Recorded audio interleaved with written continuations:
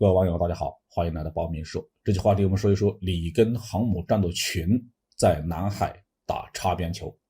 美国海军第7舰队公开宣称，罗纳德·里根航母战斗群已经进入了中国的南海，这显然是一场公开的挑衅。按照美方公布的数据，里根号战斗群中还有一艘提康德罗加级的巡洋舰安提坦号，以及一艘阿利伯克级的驱逐舰希金斯号。按照美军通常的兵力编程，水下至少还应该有一艘弗吉尼亚级的攻击型核潜艇。航母上搭载的是第5航空联队，还搭载了第70特遣部队和第15驱逐舰中队的参谋人员。这种兵力配置并不是严格意义上的作战状态，而是训练和低强度的演习，武装示威的意味更重一些。里根号是目前美国海军唯一能够前出部署的航母，部署的位置呢是美国在日本的主要的军港横须贺，其他航母大多部署在2线的基地关岛或者是本土基地圣地亚哥或者是诺福克。横须贺基地的美军航母主要任务是威慑中国、俄罗斯和朝鲜，面向朝鲜半岛、台湾海峡和中国的南海3个战场。在朝鲜战争期间，美国先后出动的19艘航母用舰载机轰炸朝鲜人民军和中国人民志愿军，给我们造成了不小的损失。上个世纪90年代，美军航母经常通过台湾海峡来向中国示威，不过这几年美军的航母再也不从这里走了，南海成了美军航母战斗群表演的主要舞台。出现这种变化的原因是解放军的对海打击能力是越来越强大。比如说朝鲜半岛，如果再发生什么武装冲突，美军航母要想发挥作用，就必须进入到黄海或者是日本海。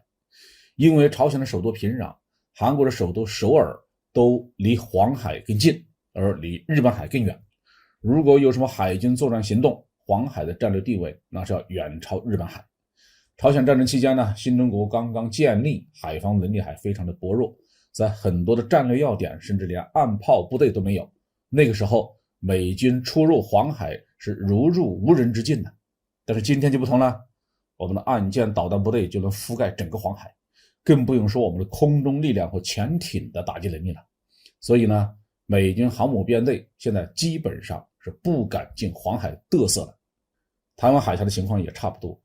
战争时期美军航母打击群进海峡基本上就是送菜，和平时期进海峡就是被围观当靶标送情报。现在只剩下南海是美军航母唯一能够发挥威慑作用的地方。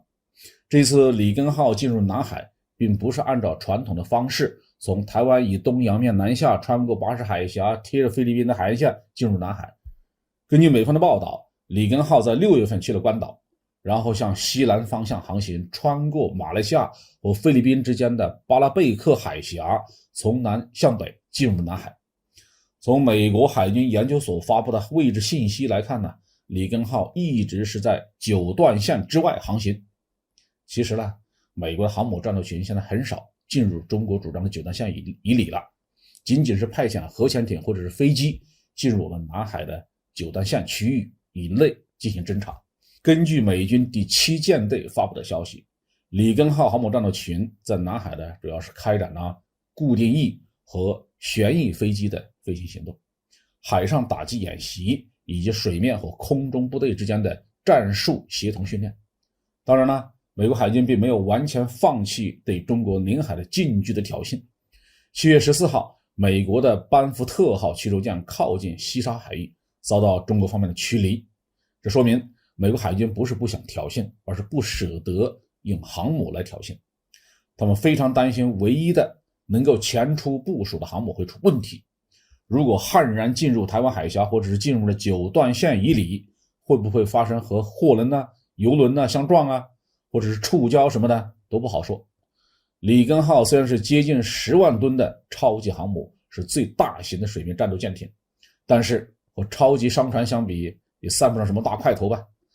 台海风高浪急，南海暗礁遍布，奉劝美国海军还是老实点比较安全。